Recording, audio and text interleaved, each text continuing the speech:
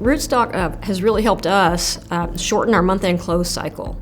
So because you can see everything right away, you're not waiting a week or two to get your financial results. You're processing live in real time. We moved from a manual Excel spreadsheet of inventory evaluation to Rootstock and variances and the automation of everything. Getting all of our systems together and integrated and having the shop floor, you have it go all the way out to the shop floor.